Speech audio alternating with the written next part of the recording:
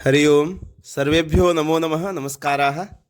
आप सभी का आपके इस YouTube चैनल ज्योतिष कर्मकांड अध्ययन एवं अनुसंधान केंद्र में पुनः हार्दिक स्वागत है। हम लोग इस चैनल के माध्यम से पूर्व से ही रुद्राष्टाध्यायी, दुर्गा सप्तशती और गणेश पूजन का अध्ययन कर रहे थे। पुनः बीच में एक लंबा सा गैप हो गया था, अध्ययन हम लोग नहीं किए। अब पुनः आज से हम लोग अध्ययन प्रारंभ कर रहे हैं। एक पुस्तक है ग्रह शांति, जिसके प्रणेता स्वर्गीय पंडित वायुनंदन मिश्र हैं और इसके टीकाकार जो हैं विष्णु प्रसाद घिमिरे जी हैं। तो आइए आज से हम लोग इस पुस्तक के माध्यम से अक्षरशः अध्ययन प्रारंभ करेंगे।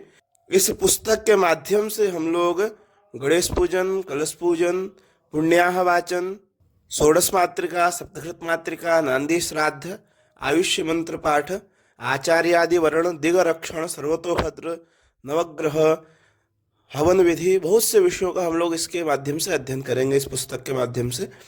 तो क्रम से हम लोग इसका अध्ययन करेंगे, एकदम प्रारंभ से, जहाँ से पुस्तक में लेखन प्रारंभ किया गया मंगलाचरण, वहाँ से प्रारंभ करेंगे और अंत तक हम लोग जाएंगे। इसमें नित्य हम लोग की कक्षा इसी वीडियो के माध्यम से चलेगी। तो आइए प्रारंभ करते हैं आज की इस कक्षा को। श्री गणेशाय नमः। सुस्नातः सम्यगाचान्तः कृतसन्ध्यादिकक्रियः कामक्रोधविहीनश्च पाखण्डस्पर्शवर्जितः जितेन्द्रियः सत्यवादी सर्वकर्मषु शस्यते साम्बं गणपतिं नत्वा विश्वेशं माधवं तथा गुरुं ज्ञानप्रदं चैव मातरं पितरं तथा अथानुक्रमः। यहाँ पे श्री गणेशाय नमः से लेकर के ये पितरम तथा तक जो है मंगलाचरण किया गया है। जो इस ग्रंथकार के टीकाकार हैं उनके द्वारा यह मंगलाचरण किया गया है। मंगलाचरण क्यों करते हैं, इन विषयों पे बहुत ज़्यादा व्याख्यान नहीं देंगे। सामान्य आप ये मान के चलें, मंगलाचरण हम लोग कार्य की निर्विघ्नता पूर्वक समाप्ति हो जाए इसलिए मंगलाचरण करते हैं। अर्थात यदि हम किसी कार्य को प्रारंभ कर रहे हैं तो बिना किसी विघ्न के आए उस कार्य की पूर्ति हो जाना, ये इसका प्रयोजन होता है मंगलाचरण का। तो इसलिए मंगलाचरण करते हैं। आप लोग भी मंगलाचरण जब अध्ययन करें तो नित्य करें। इसके बाद अथानुक्रम, अथानुक्रम में एक क्रम दिया हुआ है, किसके बाद किसका पूजन होगा या हम किसके बाद किस चीज़ का अध्ययन करेंगे, दोनों चीज़ आप समझ सकते हैं। माने किस क्रम से हम लोग अध्ययन करेंगे या किस क्रम से पूजन होता है, दोनों एक ही क्रम में दिया हुआ है। तो कह रहे हैं अथानुक्रमः, देखेंगे। सुस्नातः प्राङ्मुखो भूत्वा यजमानः कृतान्हिकः आहूय ब्राह्मणान् कुर्यात् प्रतिज्ञां विधिवत्तदा। फिर यहाँ से प्रारंभ कर रहे हैं। गणेश पूजनम कृत्वा वरुणं च ततो यजेत, अर्थात पहले गणेश स्वामी का पूजन करें, उसके बाद वरुण कलश का पूजन करेंगे। फिर पुण्याह वाचनम कृत्वा अभिषेकं कारयेत् ततः, उसके बाद पुण्याह वाचन, फिर अभिषेक। अभिषेक किसका करेंगे, यजमान का अभिषेक करते हैं। जो पुण्यावाचन करने के बाद जो जल होता है पुण्यावाचन का, उस जल से यजमान का अभिषेक किया जाता है। उसके बाद गौर्यादि पूजनं चैव घृतमातृक पूजनम, यहाँ पे जो गौर्यादि पूजन कह रहे हैं वो षोडश मातृका पूजन करना है। फिर घृत मातृका अर्थात सप्तघृत मातृका पूजन।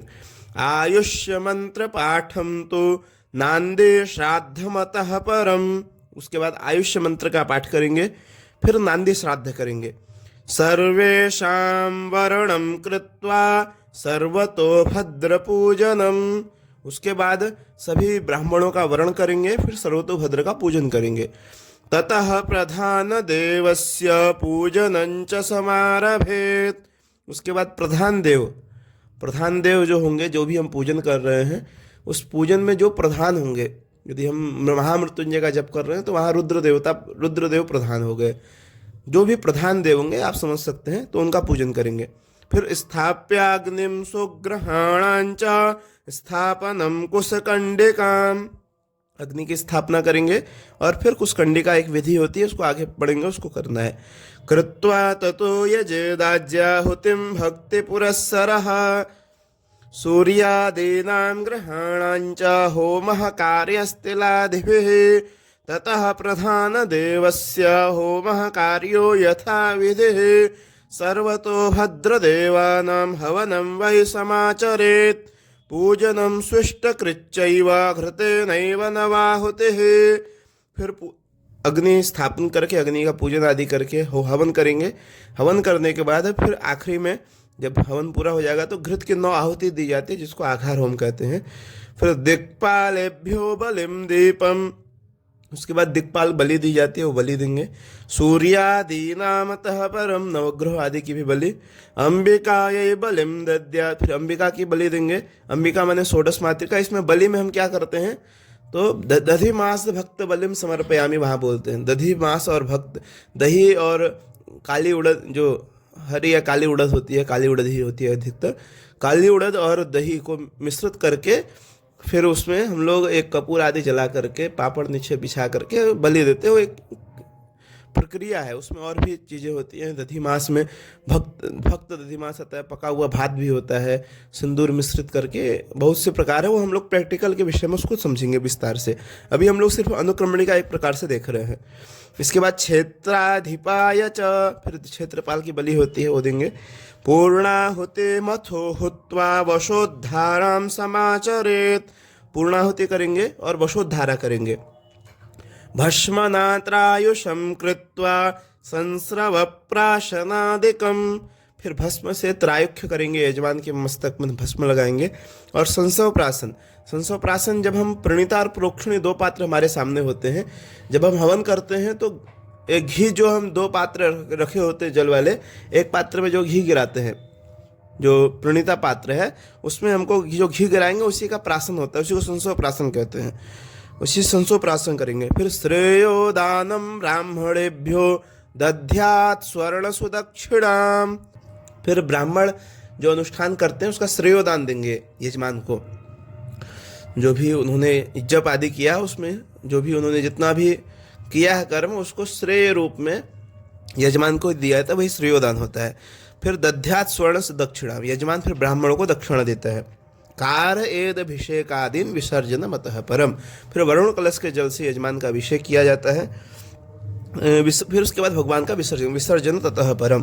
फिर भोजनम ब्राह्मणै सार्धम सताम चाय मनुक्रमः, फिर ब्राह्मणों को भोजन कराना है, ब्राह्मणों को भोजन कराएं, ये एक पूजा का क्रम है। फिर इसके बाद अथ कर्तव्यता, अब कर्तव्य क्या है, हम जब पूजन को प्रारंभ करेंगे तो उससे पहले हमें कौन कौन से कर्तव्य करने हैं, किस किस कार्य को करना है वो बता रहे हैं। कलशं शंख घंटं च पाद्यार्घ्या च मनीयकं संपूज्य प्रोक्ष चात्मानं पूजा संभारमेव च ध्यायेदभिमतां देवं मूर्तिं संपूजयेत् ततः।